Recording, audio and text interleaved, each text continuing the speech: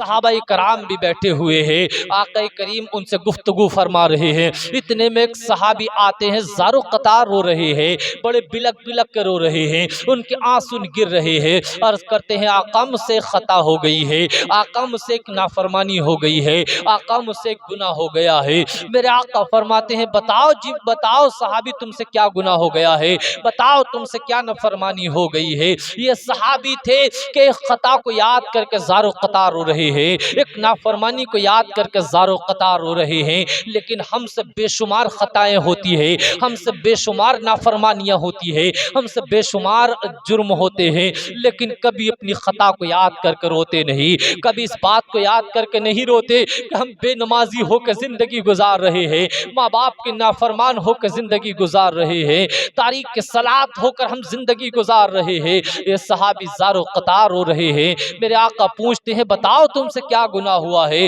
بتاؤ تم سے کیا خطا ہوئی ہے۔ یہ عرض کرتے ہیں میرے مصطفیٰ مجھ سے گناہ یہ ہوا ہے، مجھ سے خطا یہ ہوئی ہے کہ میں اپنے گھر سے نکلا، اپنے کھیت کی طرف چلا گیا، وہاں مجھے ایک عورت نظر آتی ہے، اس عورت پہ میری نظر پڑتی ہے، وہ عورت میرے من کو بھا جاتی ہے، میں اس عورت پر فدا ہو گیا، میں نے اس عورت کو اپنے قریب بلا لیا، میں اس عورت سے کچھ کرنا چاہتا تھا لیکن میرے آقا میں نے اس سے کچھ نہ کیا اور میں اس سے پیچھے ہٹ گیا، اس لیے کہ مجھے اپنی قبر یاد آ گئی، مجھے اپنی موت یاد آ گئی، مجھے قبر کی وادیاں یاد آ گئیں، مجھے میدان محشر کی منزلیں یاد آ گئی کہ جس دن زمین تابے کی ہو جائے گی، یہ سورج سوا نیزے پر آ جائے گا اور کوئی کسی کا پرسان حال نہ ہوگا، ایسے عالم میں جب مجھے اللہ کے سامنے کھڑا کیا جائے گا تو میں اپنے اس گناہ کا کیا جواب دوں گا، میں اپنی اس خطا کا کیا جواب دوں گا۔ یہ صحابی ہیں زارو قطار رو رہے ہیں، میرے مصطفیٰ نے سر نیچے کو جھکا لیا، حضرت عمر فاروق اعظم بیٹھے ہوئے ہیں، حضرت عمر فاروق اعظم کہتے ہیں جب تیرے گناہ کا کسی کو معلوم نہ تھا تو تجھے بتانے کی کیا ضرورت تھی، تو نے اپنا گناہ کیوں بتایا ہے۔ یہ شخص ہے، یہ صحابی رسول ہے، اس بات کو سنتے ہیں تو واپس پلٹ کر جانے لگتے ہیں۔ میرے آقا اتنے میں سر کو اٹھاتے ہیں اور اٹھا کر فرماتے ہیں واقم الصلاۃ طرفی النہار زلفا من اللیل ان الحسنات یذہبن السیئات، کہ تم نماز کو قائم کرو دن کے دونوں حصوں میں، اور نیکیاں اچھائی نیکیاں جو ہے برائیوں کو لے جاتی ہے۔ میری قوم کے لوگوں یہ نماز کی برکت ہے، یعنی میرے آقا نے فرما دیا بتا دیا کہ تم سے اگر کوئی خطا ہو جائے تو تم نیکیاں کر لیا کرو، گناہ کے بعد جب انسان نیکیاں کرتا ہے تو اللہ تعالیٰ گناہوں کو مٹا دیتا ہے، اللہ گناہوں کو معاف فرما دیتا ہے۔ آج کے حالات ایسے ہیں، زمانہ بگڑتا چلا جا رہا ہے، حالات بگڑتے چلے جا رہے ہیں، انسانوں نے لوگوں نے نافرمانیوں کے دروازے کھول دیے ہیں، جہاں جاؤ نافرمانیاں ہیں، جہاں جاؤ وہیں جرم ہے، جہاں جاؤ اللہ کے نافرمان بندے نظر آتے ہیں۔ میرے پیارے آج ہم سے خوف خدا گزر گیا ہے، آج ہمارے دلوں سے خوف خدا نکل گیا ہے، آج ہمارے دلوں میں خوف خدا نظر نہیں آتا۔ حالات تو ایسے ہی ہو گئے ہیں کہ جہاں دیکھو آج ناچنا کودنا نظر آتا ہے، شراب نوشی نظر آتی ہے، نشہ بازی نظر آتی ہے، ماں باپ کی نافرمانی کرتے ہوئے نظر آتے ہیں، اور حالات ایسے ہیں کہ ہمارے دلوں سے خوف خدا بالکل نکل گیا ہے۔ آذان کی آوازیں آئیں گی لیکن ہم مسجد کی طرف نہ جائیں گے، نوجوان ہیں عیش و عشرت میں پڑے ہوئے ہیں، نوجوان ہیں ناچنے کودنے میں پڑے ہوئے ہیں، کھیل کود میں پڑے ہوئے ہیں، اور ادھیڑ عمر کے بوڑھے ہیں وہ سیاست کی باتوں میں پڑے ہوئے ہیں، چغلی اور غیبت عام ہوتی چلی جا رہی ہے، ایک دوسرے کی دشمنی اور مخالفت عام ہوتی چلی جا رہی ہے۔ وہ کون سا گناہ ہے جو آج ہماری قوم کے اندر نظر آ نہیں رہا ہے؟ ہر طریقے کا گناہ ہماری قوم کے اندر نظر آ رہا ہے۔ یہ نوجوان ہے جس باپ نے اس کو 18-20 سال تک پالا، باپ کے کپڑے پھٹ گئے اس کو نئے کپڑے پہنانے کے لیے، باپ کے جوتے گھس گئے اس کو بیٹے کو جوتے پہنانے کے لیے، باپ نے اس اولاد کے لیے نہ رات دیکھی نہ دن دیکھا، نہ گرمی اور سردی دیکھی، ایمانداری اور بے ایمانی نہ دیکھی، باپ رات دن کماتا رہا تاکہ میری اولاد چین و سکون کی زندگی گزارے۔ گزارے، باپ نے بہترین گھر بنایا تاکہ اس کی اولاد سکون کی زندگی گزارے، ماں نے 20 سال تک جس بیٹے کے کپڑے دھوئے، جس بیٹے کی خدمت کی، جس بیٹے کو پالا، وہ بیٹا جب شادی ہو جاتی ہے تو اپنی ماں کی بھی نافرمانی کرتا ہے، باپ کی بھی نافرمانی کرتا ہے، باپ سے کہتا ہے کہ تم نے میرے لیے کیا ہی کیا ہے۔ اے میری قوم کے لوگوں، باپ کی عظمتوں کو سمجھو، باپ کی عزتوں کو سمجھو، باپ کے وقار کو سمجھو، ماں کی عزتوں کو سمجھو۔ ماں وہ ذات ہے کہ اللہ نے جنت کو اٹھا کر ماں کے قدموں کے نیچے رکھ دیا ہے۔ ماں کی بڑی عظمتیں ہیں، ماں کا بڑا مرتبہ ہے، لیکن ہمارے دلوں سے خوف خدا نکل گیا ہے۔ ابھی کچھ دن پہلے سنا گیا کہ چور آ گئے ہیں، چور آ گئے ہیں، ہر ایک بستی میں لوگوں نے سونا بند کر دیا کہ ڈرون کے ذریعے چور چیک کر رہے ہیں اور گھروں میں آ کے گھس رہے ہیں، لوگوں کی رات کی نیندیں ختم ہو گئی ہیں، لوگوں نے سونا بند کر دیا ہے۔ ارے چور کیا لے جاتے؟ تمہارا مال لے جاتے، تمہیں جان سے مار دیتے، لیکن اس دنیا کی کوئی حقیقت نہیں ہے، اس دنیا کی کوئی حیثیت و بساط نہیں ہے، بلکہ حقیقت تو یہ ہے کہ تم اپنی قبر کو تو کبھی یاد کیا کرو، اپنی قبر کی دہشت کو یاد کیا کرو، اپنی قبر کی ہولناک منظر کو یاد کیا کرو، اپنی قبر کی وادیوں کو یاد کیا کرو، اس دن کو یاد کیا کرو جس دن اسرائیل علیہ السلام آ جائیں گے اور تمہاری روح کو قبض کر لیں گے۔ اس دن کو یاد کیا کرو، اس لیے کہ اس دن تمہارا مال ساتھ نہ دے گا، اس دن تمہاری اولاد ساتھ نہ دے گی، اس دن تمہارا کوئی ساتھی تمہارا ساتھ نہ دے گا۔ اللہ کے حبیب کے داماد ہیں حضرت عثمان غنی ہیں، جب قبروں پر جاتے تو قبروں کو پکڑ کر بیٹھ جاتے اور لوگوں سے کہتے دیکھو لوگوں، یہ لوگ ہمارے ساتھ کھاتے اور پیتے تھے، یہ لوگ ہمارے ساتھ پڑوس میں رہتے اور نمازیں پڑھتے، لیکن آج ان کی اس مٹی نے ہڈیوں کو گلا دیا ہے، آج ان کا کفن پھٹ گیا ہے، آج ان کا نام و نشان مٹ گیا ہے۔ اے میری قوم کے لوگوں، یہ موت ہے کہ موت نے نہ جانے کتنے نوجوانوں کی طاقت کو چھین لیا ہے، نہ جانے کتنے جوانوں کی طاقت کو چھین لیا ہے، نہ جانے تمہارے غرور کو یہ موت مٹا دے گی۔ غرور اور گھمنڈ کی زندگی مت گزارو، یہ موت تمہیں زمین کے نیچے کر دے گی۔ نہ جانے کتنے پہلوانوں کو، نہ جانے کتنے طاقتوروں کو، نہ جانے کتنے ذمہ داروں کو، نہ جانے کتنے پٹھان اور ٹھیکیداروں کو اس موت نے زمین کے نیچے کر دیا ہے۔ اس بادشاہ کو جس کی 1000 برس کی عمر ہوئی، جب موت آئی تو گھٹنوں کے بل زمین پہ گر گیا اور کہنے لگا مجھے معلوم نہ تھا کہ اس زندگی کا انجام یہ ہے۔ اے میری قوم کے لوگوں، آگاہ اپنی موت سے کوئی بشر نہیں، سامان 100 برس کا ہے پل کی خبر نہیں، جاگنا ہے جاگ لے افلاک کے سائے تلے، حشر تک سوتا رہے گا خاک کے سائے تلے، ایک دن مرنا ہے آخر موت ہے، کر لے جو کرنا ہے آج آخر موت ہے۔ آخر میرے پیارے ایک زمانے میں ایسے ہی ایک چوروں کی جماعت ایک بستی میں آ جاتی ہے، ایک گھر میں گھس جاتی ہے۔ جب چوروں کی جماعت اس گھر میں گھسی، گھر والے بیدار ہو گئے، محلے والے بیدار ہو گئے، بستی والے جاگ گئے، چوروں کی جماعت کو بھاگنا پڑا، بستی کے لوگ اس جماعت کے پیچھے پیچھے ہو گئے، چور کبھی اس راستے پر کبھی اس راستے پر، آخر بستی والوں نے ان کا پیچھا نہیں چھوڑا۔ ایک وقت میں یہ مسجد میں جا کے گھس جاتے ہیں اور سردار ان کے آگے امام صاحب بن کے کھڑا ہو جاتا ہے اور وہ چور تمام کے تمام مقتدی اور جماعت بنا کے کھڑے ہو جاتے ہیں۔ لوگ جب مسجد کے دروازے پر آئے تو لوگوں نے کہا یہ چور نہیں ہے بلکہ یہ تو کچھ لوگ نماز پڑھ رہے ہیں۔ گاؤں والے واپس پلٹ کر جاتے ہیں، جیسے ہی گاؤں والے واپس پلٹ کر جاتے ہیں، ڈاکوؤں کا سردار زارو قطار رونے لگتا ہے، بڑی زور سے چیخ مار کر روتا ہے، اس کی تو سسکیاں بن جاتی ہیں، آنکھوں سے آنسو نکل رہے ہیں، بہت رو رہا ہے۔ تمام ڈاکو کہنے لگے سردار بڑے بہادر تھے، سردار تم بڑے ہنرمند تھے، سردار تمہارے تو بہادری کا عالم یہ تھا کہ جس بستی میں چلے جاتے لوگ آپ کا نام سن کے، میرے پیارے آپ کا نام سن کے دروازہ بند کر لیتے، آپ کے قہر و غضب کا کوئی ٹھکانہ نہیں تھا، آپ کے ظلم و ستم کا کوئی ٹھکانہ نہیں تھا، آپ بڑے دلیر اور بڑے بہادر تھے۔ سردار آج یہ بزدلی کیسی، آج اتنا خوف اور ڈر کیسا؟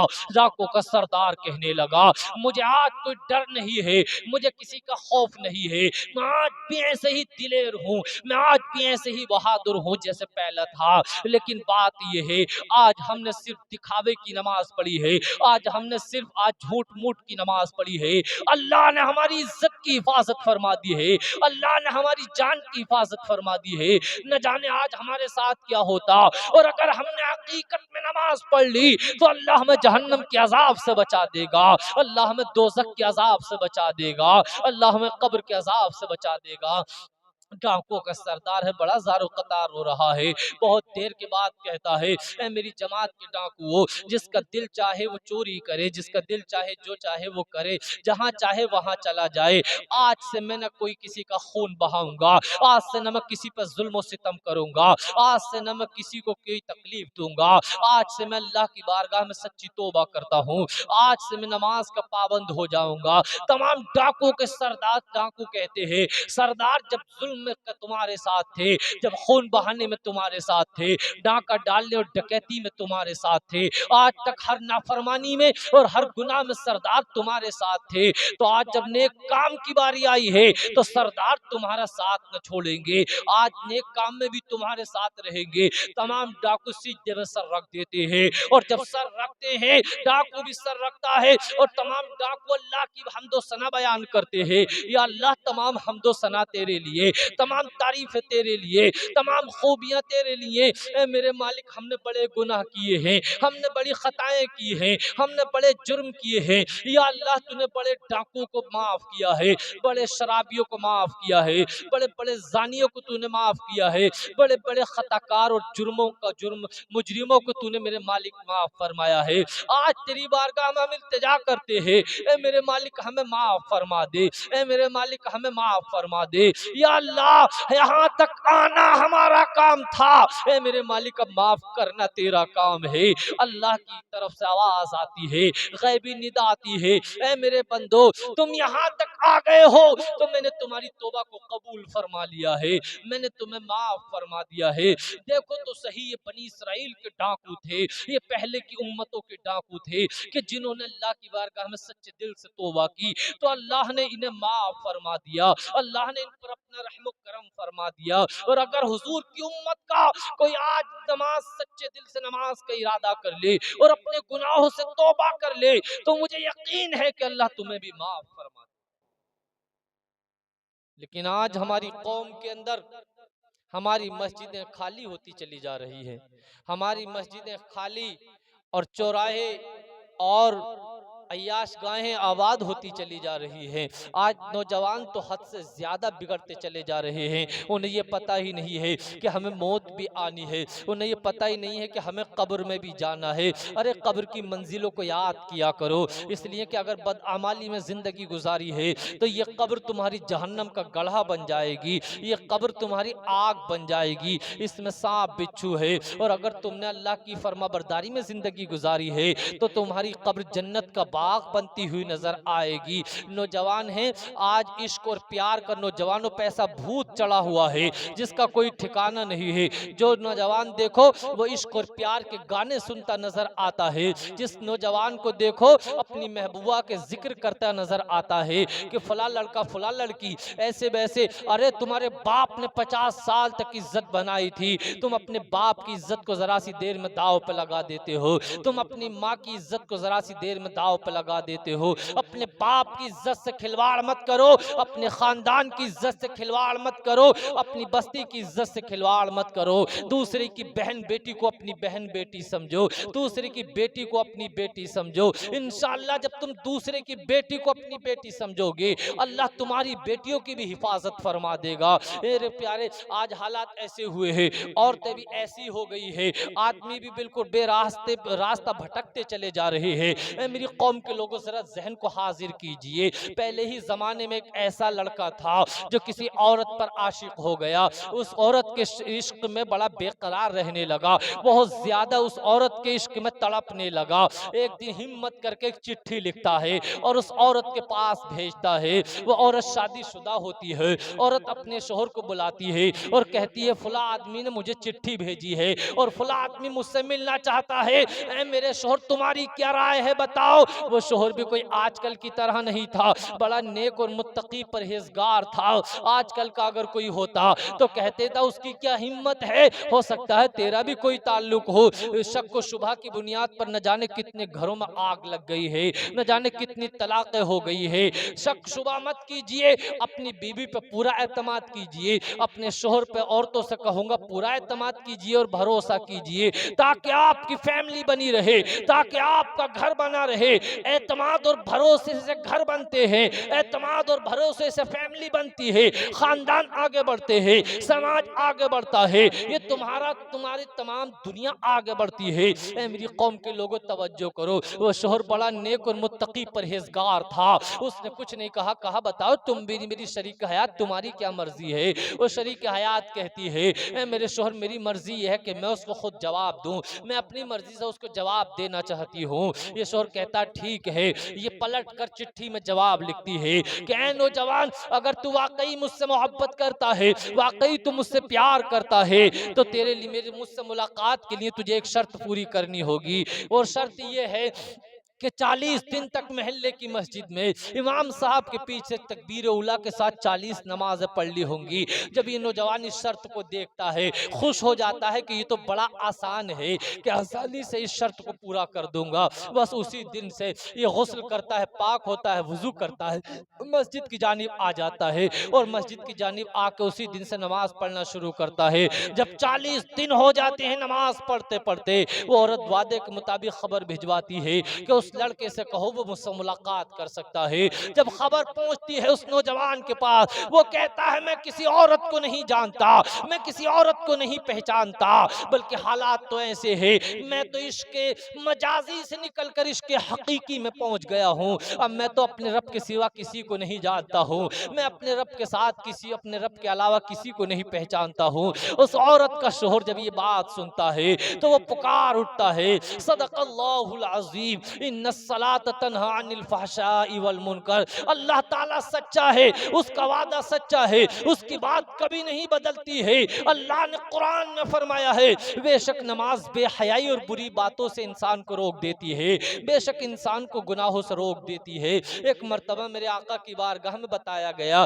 کہ انصار قبیلے میں ایک ایسا نوجوان ہے جو 5 وقت کی نماز بھی پڑھتا ہے لیکن گناہ برابر کرتا رہتا ہے، خطائیں برابر کرتا رہتا ہے۔ میرے آقا نے فرمایا ایک دن انشاءاللہ اس کو نماز اس کی گناہوں سے روک دے گی، ایک دن نماز اس کو بے حیائی سے روک دے گی۔ آخر حالات ایسے ہوئے، تاریخ نے کربٹ لیا، وقت نے کربٹ لیا کہ چند دنوں میں اس نوجوان کے بارے میں خبر ملی کہ وہ نوجوان متقی اور پرہیزگار ہو گیا ہے، نماز کی برکت سے وہ نوجوان بڑا نیک ہو گیا ہے۔ اے میری قوم کے نوجوانوں، نماز کی پابندی کرو، نماز کو دل سے لگاؤ، اس لیے کہ نماز تمہارے لیے دنیا میں جب نماز پڑھو گے تو تمہاری عمر میں برکتیں ہو جائیں گی، تمہارا رزق بڑھ جائے گا، اللہ تمہارے چہرے پر نور عطا فرما دے گا، اور نماز تمہاری اندھیری قبر کے لیے چراغ ہے، نماز تمہاری قبر کی دہشت دور کرنے والی ہے، نماز تمہیں قبر کے سانپ بچھوؤں سے بچانے والی ہے، نماز تمہارے لیے قیامت کے دن نور اور حجت ہوگی،